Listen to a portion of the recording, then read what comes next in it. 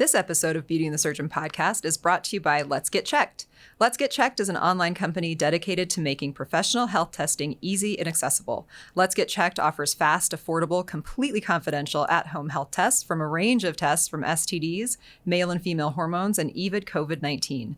Listeners of our podcast who are new to Let's Get Checked get 20% off by using our URL, trylgc.com/beauty, and be sure to use the code BEAUTY20 at checkout. That's trylgc.com, trylgc.com/beauty, BEAUTY, and be sure to use the code BEAUTY20, BEAUTY20 at checkout. Do it. Getting tested is important. It's the responsible thing to do, and you know how important I think it is to make sure you understand your labs.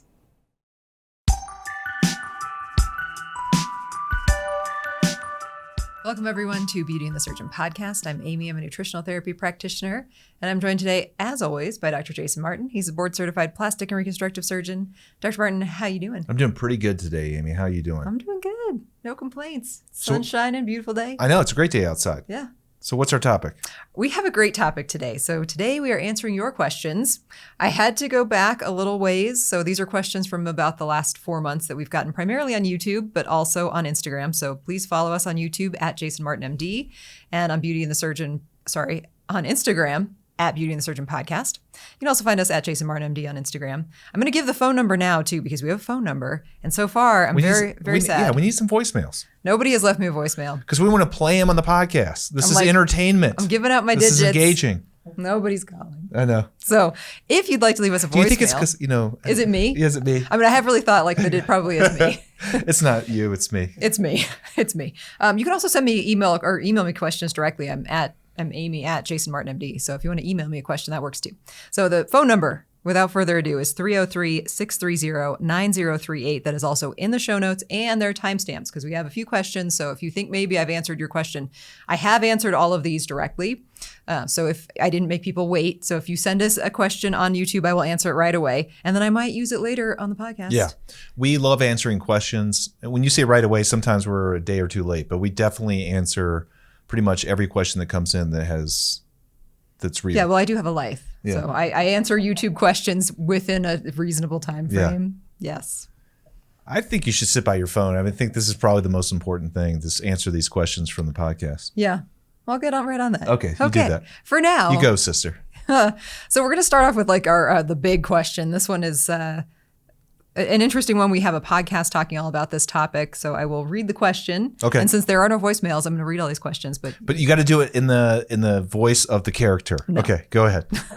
So the first question is, how often do ruptured... This sounds like your voice. Time out. This sounds like your voice. Sounds like me. Maybe this is me. Okay. How often do ruptured textured implants cause BIA-ALCL? Is there any data on that? That's so interesting. Yeah. So this was a good question, and we did a great podcast talking about breast implant complications or controversies around breast implants. I think it was called breast implant controversies. Yeah. We talked about BIA-ALCL. We also talked about capsular contracture, rupture. So breast implant associated anaplastic large cell lymphoma. That's what BIA-ALCL is.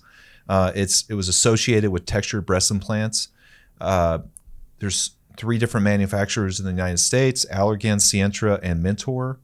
And all 3 of them have had cases of ALCL, I believe. Yep, I have the data. Okay, good. Yeah. Good. So is there any data on that? The quick answer is yes. The FDA has a plethora, and it really has really great data. But does the rupturing matter? That's what I meant. Does the texturing matter? The texturing matters, but does the rupturing matter? And that's interesting because it does break that down. So yeah, okay. They did break down whether or not rupture. They also talk about silicone or saline.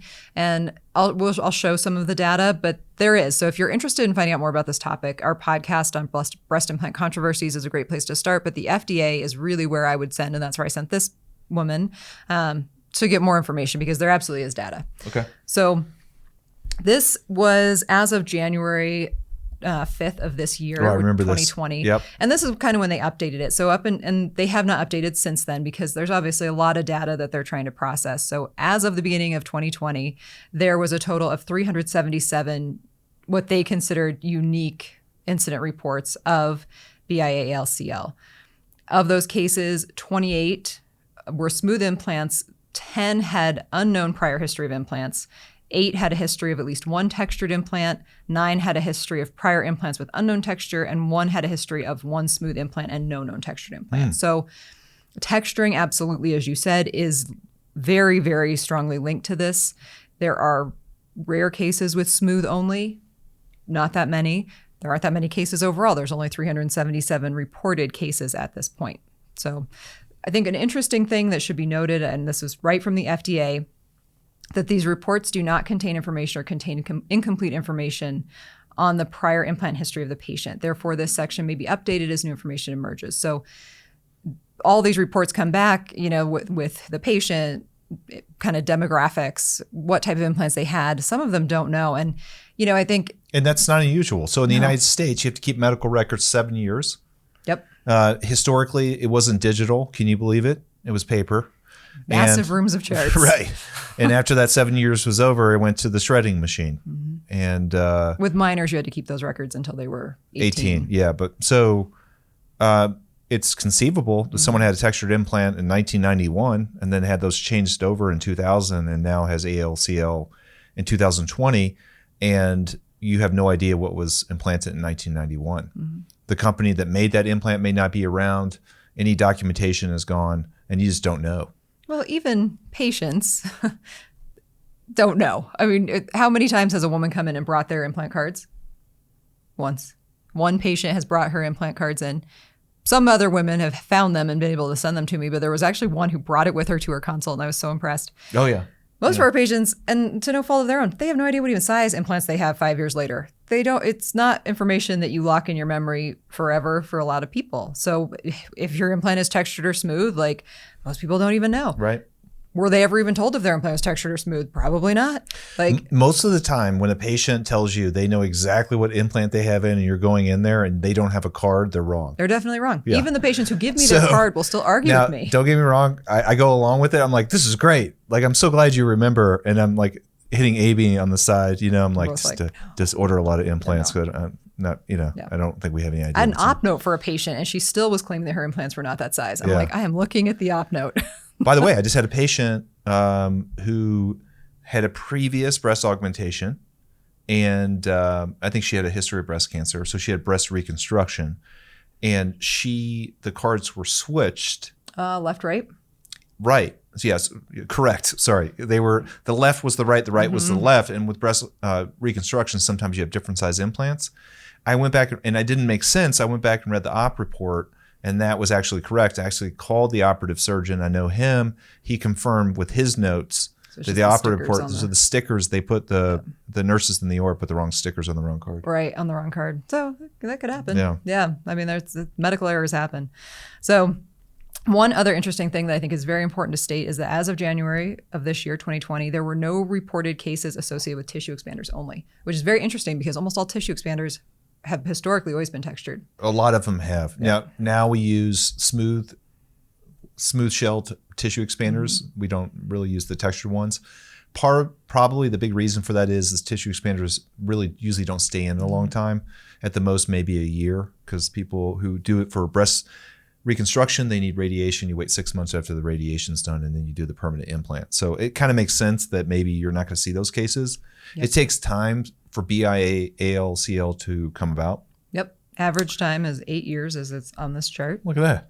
Yeah, 8 years. So it's a long time. And rare would be the time you would ever have a tissue expander in that long. Yeah. So, but I thought it was interesting that the range was actually 0 to 34 years. So there were people who'd had their implants for less than a year who were diagnosed, and people who'd had them for up to 34. And that's why I would like to look at that data, because I bet you someone who's had the texture before and got it changed over to a new texture. Maybe they had texturing in there for a while and then got a new implant in.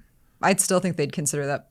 They'd consider the history of the previous implant. Maybe. I don't know. That'd be interesting to know. Have we seen weird things happen with implants in less than a year? Oh, yeah. So do I think it's conceivable that somebody's body could have an extremely acute reaction? Yes. Right. Especially because, as we talked about in our podcast about this, it's primarily an inflammatory issue. Your body does not like the texturing on the outside shell of that implant. It could be saline or silicone. It does not matter. Okay. It's the shell of the implant. And the texturing itself causes your body to react in more of an inflammatory way. Chronic inflammation leads to these clonal differences, which leads to these T cell dysfunctional cells coming out there, like basically lymphoma. Yeah, it's not breast cancer. Yeah. It is not breast cancer. That's important to always Sorry, state. this gets very complicated. So if you want to know more about BIA-ALCL, go back and listen to that episode because we get all up in it. But just know that is this a chronic inflammatory problem that develops a localized lymphoma that is treated with removal of the implant, removal of the scar tissue around the implant, and sometimes chemotherapy, has a high cure rate and a low mortality rate. Yeah. So a couple other things, and this is, like I said, information is available on the FDA's website. If you type in BIA-ALCL FDA, you will get all of these reports, and they're really good. So the couple of things they talk about is the age at the time of diagnosis. The range there was 27 to 90. Actually, we'll look on this column because this is the more updated, so 24 to 90. So can happen in any age group. The median age, so the average age at diagnosis was 53, which also makes sense. Those implants have been in a little bit longer. We already talked about the time from implant to diagnosis is still 8 years. Implant surface, so if we're looking in the column on the far right, textured was the majority, 496 of the 700 cases. Smooth was only 28. And again, that little C there is because there's some reports that we don't know if they have a history of textured. And then not specified is 209, so don't know. But 68% were textured. So silicone was 447. Saline was 248. So, there was definitely more silicone, but that's probably because more silicones are used than saline probably. Well, and they were more often textured, Right. even though recently we did have a patient who had a textured saline implant, which was weird. Textured shaped saline implant. But as we mentioned, it's the shell, it's not the fill. Real quick on this, you said 300 and something cases, then it says 733 unique cases. Where are you getting that 300 from? I don't know what you're talking about. Did I say 373? Yeah. See? You said 377. See? Nils knows. Nils sees the dyslexia. You can never trust me when it How comes to can we be experts? numbers. You gave the wrong number. Well, I gave the right number in my head. So the number is 733, not 377. If you God. think that dyslexia is not real, have you met me? What is going on? I'm like, what do you mean 300 cases? Clearly it's 700. Okay, so ultimately it does. I feel sorry that it's more for those people, but it doesn't really matter. It's super rare. This is out of millions and millions of breast augmentations. Yeah, over the course of all these years. So reason for implants was either reconstruction, augmentation. Well, where's not the specified. rupture part? The awesome question: does rupturing and textured implants result in a higher? There's another page. Okay, go ahead. Yeah. So All these results, all these numbers. yes, so here's our clinical presentation. Okay, good. Seroma, which is fluid collection. Yeah. Breast swelling or pain. Yeah. Capsular contracture.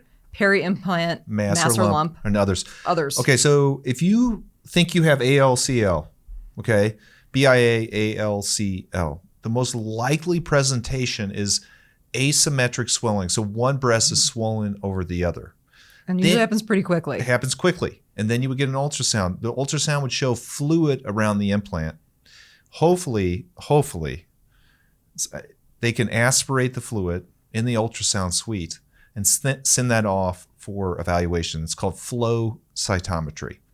You can also have worsening capsular contracture or scar tissue around the implant. And maybe when you go in there to do the capsulotomy and capsulectomy, remove that scar tissue, you may not even know at that time, but you should send that off for flow cytometry if it's a history of a textured breast implant. Mm-hmm. And then also you can have masses. You can even have lymphadenopathy, like increased size of your lymph nodes.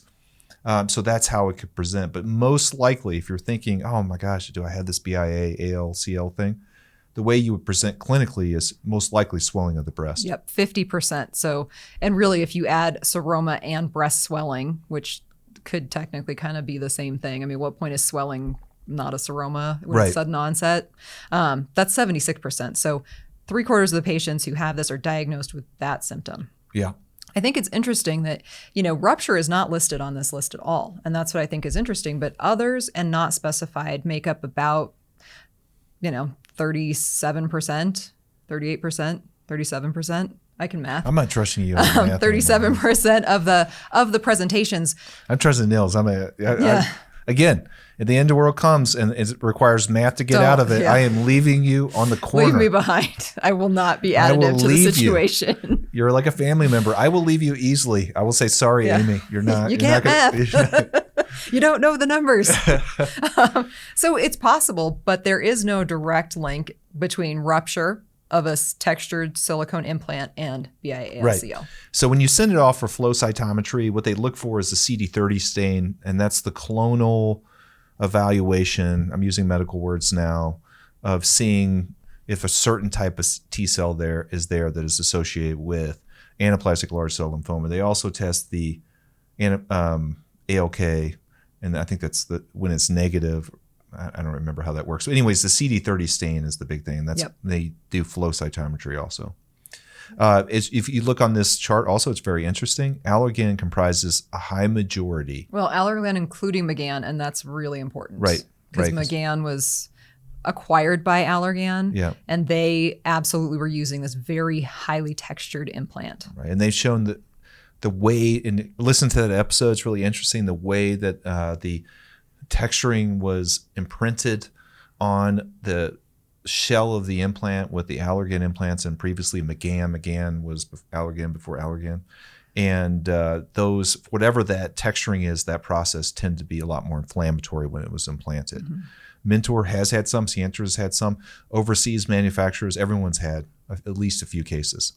Another thing to be fully honest here, Allergan has a lot of cases, but that's because they reported a lot of data. Some of these other companies were very slow to report data. And also Sientra's only been around for they've been around a little bit longer than that. 10 years, I don't remember. They had some issues with supply in the United States for a lot of those years. Because their factory burned down. Yeah.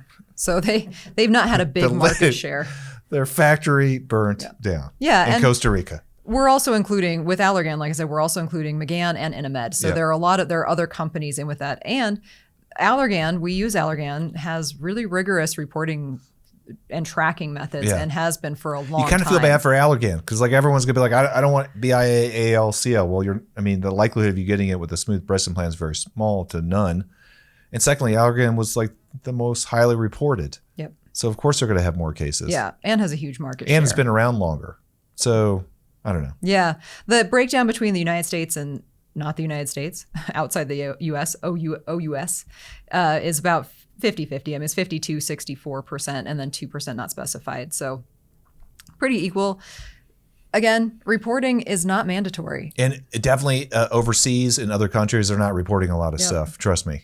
And sometimes you just don't know. We have talked about this. Like we had a specific case with a patient who had unusual fluid collection around implant. We've had two. One who had the style 410s, and it was like 2 years after her reconstruction developed it. And another one who had her implants done by somebody else, had smooth implants. Crazy. But we didn't test either of those patients because it was well before any of this came out. So did they have it? Maybe. What's the treatment for it? Removal of the implant. What they both have? Removal of the implant. So they were treated for it. They got the cure essentially either way, or the treatment. So there were probably a lot of women who fall into that category as well. Right. Treatment, again, you remove the implant, you do a full, what we call en bloc, ENBLOC, capsulectomy, removal of the capsule. Which is pretty aggressive removal of a capsule. Very aggressive. Sometimes down to the skin. And that could be deforming to the breast. And then in some cases, chemotherapy, but or a lymph node biopsy. In some cases, lymph node biopsy, but I'm not sure in all cases. Anyways, no matter what, you have to take the implant out and do an en bloc capsulectomy. And then it gets into weird situations where you're doing something cosmetically. They have fluid in there, so you send that off. Well, maybe they have smooth breast implants and you're exchanging it. And then you're like, well, should I take out this capsule because they have fluid in there, but you don't know what the fluid is? And what if it comes back positive that it's BIA-ALCL? So a lot of doctors just don't send it off. You're right. Well, yeah, I do. But we do. Yeah, but you have to have the conversation with your surgeon beforehand and really talk about the possibilities that, if this ever occurred, that needs to be broached beforehand. We try to. A lot of times patients are like, what the hell is he talking about right now? Yeah. But I think it's important to at least have that conversation. With that said, textured breast implants are not used moving forward as much, especially in the United States. This is the medical legal component in the United States is a lot more rigorous than in other countries. So there's consequences in the United States if you choose to use this implant. So we would advise you right now to maybe avoid using textured, that means the shell breast implants, until we have better guidance on what's going on. Yep. And there has been a case with glute implants, which I think we talked about. Yeah, we did. You did. Yep, all about the butt episode. And so to answer your question, thank you for the question. Rupturing, probably does not add to a higher incidence of BIA-ALCL, but definitely textured breast implants do. Yep. All right. Good question. All right. So this one kind of, we're going to stay on the breast for a minute. This question I loved. How old is too old for a breast reduction? ... I'm 59 years old. Has my ship passed? Come on. Are older women more at risk for complications due to our age? Yeah. I seriously wrote back. I'm like, You're like, girl, 59? girl. You are not old. Like, your ship has not sailed. Come on, 59 is like nothing. Yes. Now, if you have diabetes and you smoke and You're overweight Yeah. at any age, you're not a candidate. yeah, probably not a candidate, but 59 is totally fine. Yeah. Well, I've done breast reductions on people in their mid 70s, even low 80s. Oh, yeah. Yeah. Oh my goodness, I always feel so bad for those women who are like 70 and finally getting their breast reduction, Right. Like, and they've why did you carried it wait? around with them their whole life. I'm like, you poor thing. Like, I just want to get done breastfeeding, and then here you are. And 50 years of course, later. like, they have these super large Oh my gosh, they're breasts. huge. They're usually kyphotic, Yep. which is the humped over stance, and they have the shoulder grooves. They just look like they're in pain. Yeah. You're like, why did you wait this long? Yeah. So So really, age for elective surgeries, there is obviously some cutoff, but you could be fairly old, quote unquote old, as long as you don't have a lot of medical issues, you're not smoking, you have vigor, and you don't have any reasons why you can't have anesthesia. Healing from these surgeries are not that bad, especially a breast reduction. yeah. And over 55, we typically do require that all patients having anesthesia have a routine EKG. As long as your EKG is normal, like Dr. Martin said, you're healthy, you're not obese, you're not a smoker, you're not on blood thinning medications. Like, yes, get your breast reduction already. Yeah. Yes. 59 is not too old. No. I hope she's listening. I hope she is. Yeah. Even if she's not, whoever you are, I hope you're listening. you're young. Yes. You're 59. You still got it going on. My goodness. Yes. Okay. So we're going to take a quick break to hear a word from our fabulous sponsor. Let's yeah. get checked, and we'll be right back. Let's get checked. Dr. Martin, I'm super excited to talk about our sponsor for this podcast. Let's get checked. If you've been a listener of our podcast, you know that we have never had a sponsor before, and that's because we're an educational podcast. We're not looking to monetize, and we also would never recommend something that we didn't believe in and or use ourselves. So basically, you're saying we're very choosy. We're very choosy Yeah. when we come to our testing, but Let's Get Checked really aligns with our values. We talk a lot about monitoring your blood values of certain things. We talked recently about vitamin D serum levels. We talk a lot about hormone levels, and it's hard for some people to get to a lab, or you're afraid of the blood draw, or just, you're concerned about confidentiality. Like, you have a lot of concerns and you just don't do it. Let's Get Checked makes it super easy because it's completely confidential. You do it from your home. So there's really no excuse not to do it. Yeah, and we did it recently. Both Amy and I did it. She looked at her women's health, basically her hormone levels, and I looked at mine on the men's health side with testosterone. It was very simple. You go online. Their online interface is really easy to use and good. We got the testing kit very quickly. And the test itself, actually doing the stick, you do a stick on the end of your finger, is not hard to do. It only took about 3 to 4 minutes. You put it back in a sealed envelope that's confidential, goes back to them. You get your results in 2 to 5 days. It's really that simple. And the best part is it's about empowerment, about you taking control and trying to do things that are positive for your health and life. And this is one way to do it, literally from the comfort of your own home. Yeah, so they offer a wide range of tests. So they do men's and women's hormone panels. They do a full panel of STD testing. They also are now offering a COVID-19 test at home. So there are a lot of other just basic blood levels that you can get tested as well. And one of the things that we always say is you can't track what you don't check. So you might not know what's normal for you in the future if you're not checking it now, especially as it relates to hormones. And men's health specifically, I feel like, is a little bit undertreated. I mean, sperm counts are dropping by a large percentage in men these days. Most men struggle at some point in their lifetime with low testosterone. And those men do not know what the symptoms of low testosterone are. Depression, anxiety, sleep problems, osteopenia or loss of bone, loss of muscle, and something we treat all the time, gynecomastia or male breast growth. These are real problems that can be improved or treated with testosterone. And these men do not know their levels. It's so easy to get checked. And this is why we're so excited about the sponsor. Yeah, and Let's Get Checked is a completely CLIA certified lab, the CLIA lab. So they're a well-established, completely safe lab to use. You do get contacted after, so you get your results. I got a text at 4:30 in the morning, which I loved, that my results were ready. And we're both up at 4:30, Yep, so that was good. Super excited. And you have access to not only a nurse, but also a physician. So a physician does review your results, and it gives you a little breakdown of like where you're sitting on those levels. Dr. Martin's had even comparisons of like where two of the levels should be in relation to each other, which is a really important thing to note. Right. Just being within the normal range is not always enough. So it really gave more information than that. You'd still want to, of course, reach out to your own doctor if you needed some additional assistance with these labs or you did see something that was concerning. We didn't, thankfully, so that was good. Yeah. We were both good.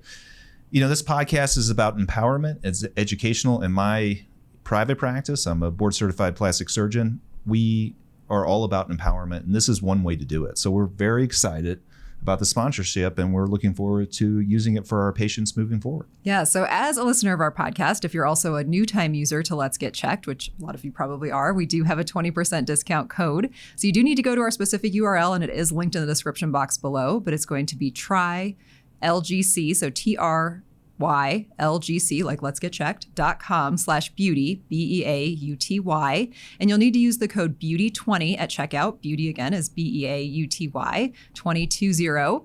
And you can pick a test, like any test you'd like, put in our code and get your test shipped to you. Getting tested is the right thing to do. It's lets you know where you're at and what's responsible. All right. Well, let's get tested. Let's get tested. Let's get checked. Let's get checked. Yeah. All right, so we're back. I just realized if you go back a couple podcasts and listen to us talking about my glasses wearing, I'm starting to feel like I'm like giving up all my flaws to everyone who listens. Like I can't see. I can't do math. I'm so I can do math. What do you actually bring to the table? I'm so dyslexic. It's painful. So I'm starting to wonder. We're gonna start picking on you one of these days. The value equation we have. Listen, I'm a surgeon, Amy. I'm a surgeon. I write numbers down. Okay. So let's get back to our questions. This is a good one. This was actually the question that we got off of Instagram. The rest of these have come from YouTube, but this was the Instagram question. Yeah. How do you make nostril openings the same size and shape? And I love this question. Are there different kinds of nose jobs, or is it just the same procedure each time? Okay. Well, number one, you can reshape the nostril opening. That's called a Weir excision. I think it's WEIR excision. I think so. Yep. Yeah, look that up. Google that. So you can definitely adjust the nostrils to make them the same. I just did that surgery about a month and a half ago. Not common, but you definitely do it. You can do bilateral, both-sided Weirs, and those are people that are more Mediterranean African descent that have larger openings and you want to make them smaller. You can do unilateral, one side, if you have an asymmetry that's there. So we definitely do that surgery. How would you make the small size bigger? That's a little harder. Okay, you can do it. I've done it for reconstructive purposes. What you can do, oh man, I feel like I'm at my oral board test right now. God. So what you can do is you can actually do a composite graft, okay? So you follow me on this. You take a piece of your ear, the helix here, and you do a wedge excision, and you can stick that into here, and the graft will take. And I think it's up to 5 millimeters wide, or even up to a centimeter maybe. Pop that out. And you just expand it out. You would do that at the base of your ala, where it meets your face, where that nostril meets your face. Push it out from the back. Yeah, and push it out from the back. So, and you can also put cartilage in the ala to shape it if it's misshapen. We've definitely done that with trauma too. Yeah. That's a good question. So are there different kinds of nose jobs? Oh, Or yeah, is everyone going to look like New York in the 70s? Are you kidding me? Amy, should they go back to our rhinoplasty episode where I shined? This is one of my favorite surgeries. That's why you put this question up here, I know. Yes, it is. So rhinoplasties are awesome surgeries, and they're never unique. They're like snowflakes. You mean they're never not unique? Never not unique. Whatever the word is, okay? They're always unique. They're always unique. I'm so excited right now. I can't even say the right words. So every rhinoplasty is different. There is steps, at least someone like me, because I do them a lot, that you follow to do it, but then every kind of maneuvers and each step of the rhinoplasty is different in most cases. So yeah, nose jobs address a lot of different things. They address your profile. They address the shape of your tip. They address the width of your nose and everything that goes on in between there, how those fit together. Some people have widened tips that are bifid. Some people have narrow tips that need to be expanded. Some people have big bumps in their nose, and we've all known those kind of people. And you're like, why don't you get a nose job? Some people get no bumps, but their tip sticks out too far. We saw a patient like that the other day. Her tip sticks out really far. Really far. And her profile is actually not that bad. Which is an interesting kind of presentation. It's very interesting. Yeah. And forget about trauma. And, we live in Colorado, and I've mentioned this before, the hockey player, lacrosse guys that come in with these noses that go every different direction. It's crooked. Mm-hmm. It's like following a serpentine. It's like a snake. I was like, I'm not really sure. Wait. You start at the top, so your nose goes right, then left, then right, then right, then left, and all the way down to the tip. So, yeah, nose jobs, there's like so many different things you can do. It's not the same procedure. Nope.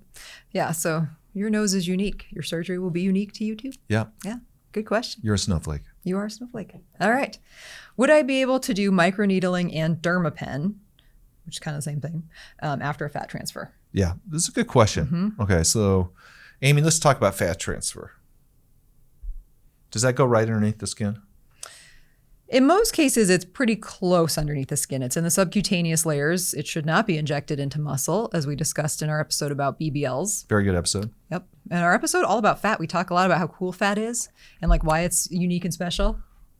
Yeah, let's talk about fat. That was a good episode. Yep. I remember that. So fat needs blood supply. So you have to inject it in an area where there's good blood supply. Right. Or else it's not going to take and it's not going to last. Right. Now, we talked a lot about, in all of our episodes where we bring up fat transfer, especially when we talked about Brazilian butt lift, you need to treat that fat really carefully afterward. And that includes not putting a lot of pressure on that fat or doing anything that's going to cause that fat like trauma. Would you be able to microneedle after fat transfer? Yes, but you should definitely check with your surgeon first and see how long they want you to wait. I would recommend one of our patients wait at least 4 to 6 weeks, maybe even 8 weeks, depending on how everything was looking at 4 to 6 weeks. Microneedling can be good because it does increase blood flow to the area, but it's also putting some pressure and causing maybe some additional trauma to that area. You want to make sure the swelling's gone. You don't want to do anything on an area that's still swollen. So yeah, swelling can inhibit the fat from making it, right? So you don't want too much swelling. So you definitely want to wait 4 to 6 weeks. Now, let's be honest. The microneedling, no matter what they tell you, no matter what they said, it's not going way down in your face and hitting things. Now, there's something we have, it's called Morpheus.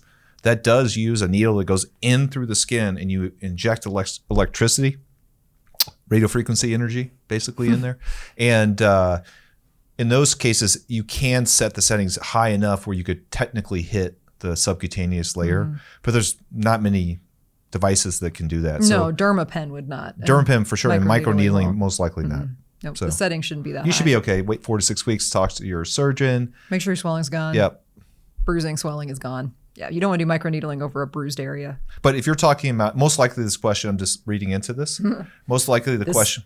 This was the whole question. I know, but most likely what the scenario, okay, this what do you think the scenario is? It's not like she just had fat transfer. Maybe. And no. What she had was fat transfer like 2, 3, or 4 or 5 years ago. And she now wants microneedling. And she wants to know if all that stuff she did would hurt what she did a long time ago. That's what she wants. Yeah, I think it's more likely that this patient had fat transfer last week and their esthetician says it's time for their next microneedling session. They bought a package of 8 microneedling sessions. Right. And they wouldn't know when they can start them again. Are you serious? There's no way it's that one. Oh, absolutely. Okay. You don't think, yeah. I bought this package of, you know how many times I hear that? Like, I bought this package of fill in the blank or peels. When can I get my next peel? Yeah. I brought this package of peels. I'm like, well, I gotta wait 6 weeks. Oh gosh. Yeah. That's a good question. Yeah. So, okay. Next question. Can you explain how Accutite works for under eye areas / hollows? Do we have an Accutite YouTube video? We have an Accutite podcast. Yep. Okay. But with a video? It is with a video. Okay. Yep. And that's actually where this question came from. Okay, good. If it also melts the fat, is it something perhaps you would rather preserve than get rid of? I did not edit these. These are the way the people wrote them. No, I like that, but that has a philosophical kind of bent on it too. So I like the dash. Yeah, I know. Yeah. Fat, is it something perhaps? Yeah. Well, so this is a really good question. If it also melts the fat, is it something perhaps you would rather preserve than get rid of? Specifically under the eyes. Yeah. Would you rather preserve your fat under your eyes than get rid of it? Because it's hollow and sunken. So I think people, you assume that that fat is. So it's a really good question. When you do a transconjunctival blepharoplasty, and we did a blepharoplasty episode, that's through the eyes, you can actually do a fat transfer. You can take the fat on the bags that you don't like and push it over or convert it over to the tear trough, the hollow part that people don't like that get injected with filler. So yeah, theoretically that fat can be used beneficially to fill the areas that you're deficient. It's a really good question, actually. So when we do melt the fat and tighten the skin with Accutite, in reality, we are melting the fat that we could also use to fill that tear trough in that depressed area. With that said, when you take down the fat bulkiness there, it makes the tear trough look better. And actually, with Accutite, that's one of the things you see with Accutite is that it really makes that demarcation from the tear trough that's near your nose, that hollow area, to your lower eyelid better, while also tightening the skin. Yeah. And I think if someone presented to the office, this is your board question again, someone presents to the office with extremely hollowed eyes. Yes, Dr. Amy. Really hollow eyes. Yes, what's your treatment? And they want Accutite. They're requesting Accutite. I would probably say no. If they have really hollow eyes, and do they have fat bags also? Yeah, but they're really low. Yeah. They're like down on their cheek. They're like sitting on the zygoma. Yeah, so they probably have like more of a festooned appearance. Yes. Is that what you're getting at? Like a big pirate sleeve. Damn, you're getting me. So in those situations, you probably have to do a resuspension, a full bleph. She's shaking her head like Dr. Amy would. This is what they do with the oral boards. He's good. Yeah. Right answer. Be like, yes, in that situation, you probably have to do a resuspension of the lower eyelid because the Accutite is not going to tighten it enough and may actually make this whole process of swelling and not swelling worse, which is festooning. And also, it's not going to, when you resuspend, what you can do is put the fat back up where it needs to be in that situation too. That resuspension would most likely include an incision underneath your eyelids. Okay, on the eyelid margin. So right underneath by the lashes. Yeah, but I'm sorry, underneath your eyelashes on the eyelid margin. It's a pretty extensive surgery. That surgery in almost all cases has to be done in an operating room setting. Yep, but it's a really great fix. So I think, and it is a good question. That's where we, with Accutite, in our Accutite episode, we did say, that you have an area of laxity and perhaps some excess fat in most cases. However, you can use Accutite in areas where there's not really excess fat or fat that you don't want to get rid of, like the hands or, areas of the face, where you're not trying to get rid of the fat. You're just kind of trying to smooth the appearance between areas that have maybe got some facial expressions that have become really deep and inset, or areas where there's an irregularity of that contour to kind of help smooth it. Yeah. Historically, we used to take all the fat out around the eyes, and then you start to see over time, 10, 20 years after surgery, they look skeletonized. They don't look good. Thin. The skin looks so thin. And so now we tend to try to preserve the fat as much as possible. The fat if you look at your eyes straight at the mirror and you're looking at the midline of your eye and you go down, you can see, if you're, younger like me, okay, you can see. Don't look at me. Yeah, I don't want to look over.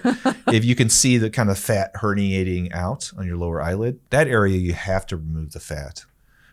You need on the inner corner is where some people really get exactly. But not removing too much of the fat is really smart. And that's definitely true on the upper eyelids too. I rarely remove fat on the upper eyelids besides the fat pocket near your nose. And that's even that we don't take out as much as we used to. That used to be something we always took. I definitely, and that was coming from New York. I mean, you've been with me so long, it's so aggressive there. And then you start to see over time, like, it's a nice result, but they don't have that youthful. Look at a baby. Look at kids. They have big fat faces. Okay.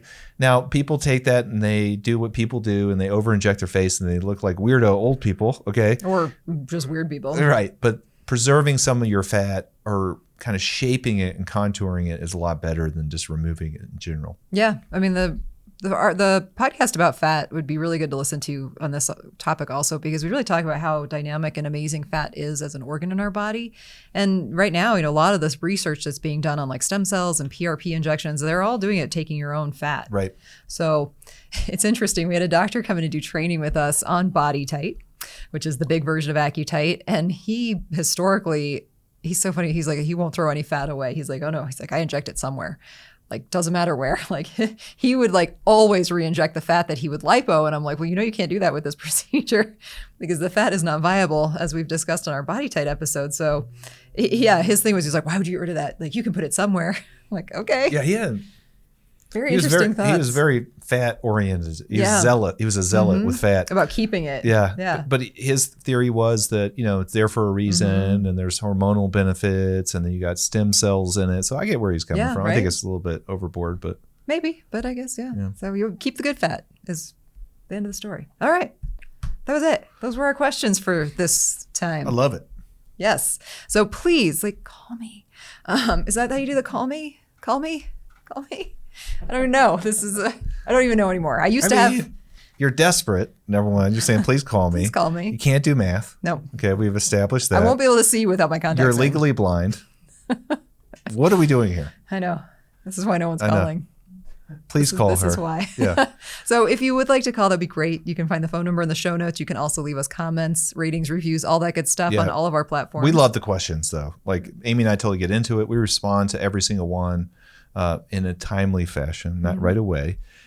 So please keep them coming. And it's really good. And, I got one. I responded to one today personally. Usually Amy does, but I did. And she was post-op and she had had a thigh lift and she was talking about that she had listened to our thigh lift episode and it was really helpful for her because she was distraught after her thigh lift. She had had some dehiscence or splitting of her wound.